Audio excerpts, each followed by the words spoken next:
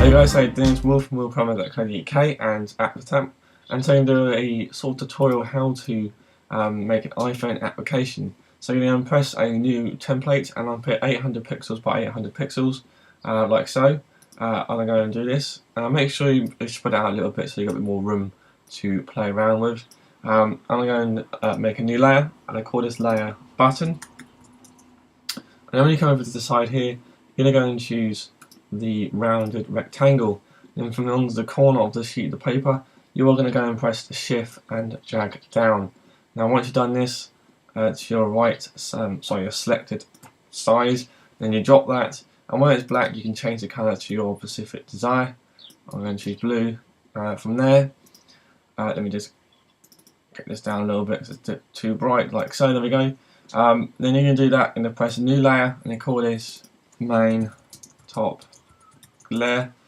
Now once you've done that, you're going to come over to the side again and make sure it is white over black. Then you're going to come over here where it's going to be the gradient tool, and from gradient tool you're going to go and choose the sort of foreground to transparent, and then you're going to go and press this one here, the, if I can get it up for you quickly, it's the linear gradient. Now what I do make it a bit more easier is I'll make it into the middle, if I can get it into the middle, like so, and then I'll drag this one into the middle as well, so you can get a bit more a specific angle at what you're doing.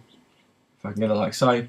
So you're going to go from the top or the middle, whatever, drag it down to the middle and to the side or left, either way you want to do it, and then finish there. And you can see it's got this little sort of white sort of background, and then from there you're going to go and choose the elliptical tool, drag down, make sure it's over like so, make it have a little bit of a left like so, and then after that you're going to go and select inverse. From select inverse you're going to press delete, and once you've done that press Command D or Control D, and then from here you can see you have the little ellipse around the blue. It's 9:30.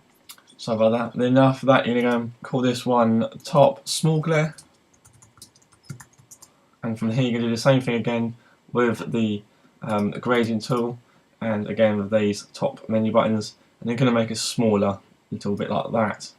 Once that's done, you're going to go and do the bottom one called small bottom, sorry, bottom small. From there you're going to go and press up.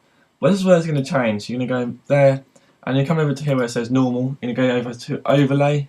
From overlay you're going to go down to 50%, like so. If I can get it right to the right one, but it's not going. From there, and after that what I like the most is going to give it a bit of a flare. So from the flare you're going to copy the, or should I say duplicate the button by going down to the bottom and duplicating, or Command J or Control J, either one.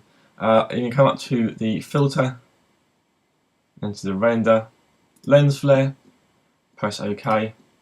Make sure it's onto the top of the right of the button, and then you go down to movie prime up to 100, and you're going to press OK. And after that you're going to make it come down to 50%.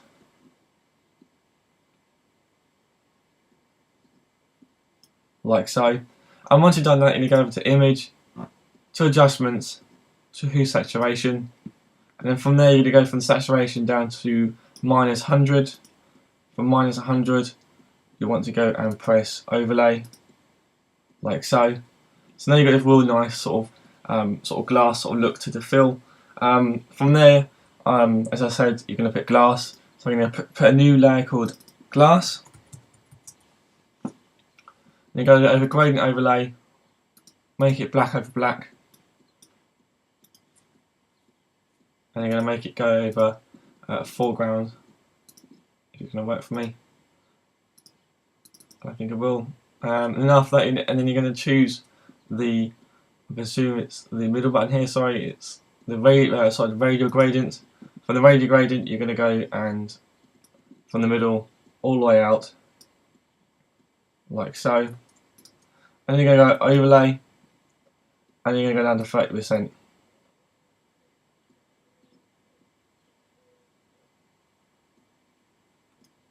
like so.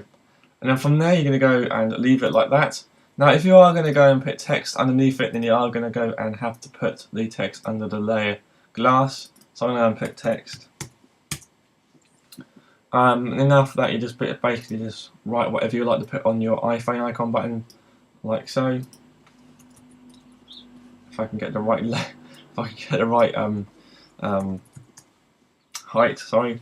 Once that's done like that, make sure to get the position right. Now the main problem is that once you've done that, you can see, if I can get into the zoom, you can see there is a little bit of white overlaying the filter, or should I say the page. How you do that, of course, if you go down to your button by pressing Command, you see the little marching ants go around the side.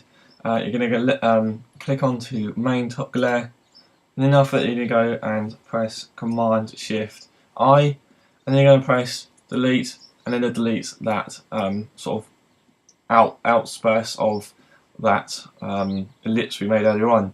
Anyway guys, that's how you make an iPhone icon. Hope you enjoyed this. Please subscribe and share, and please do have a great time making one.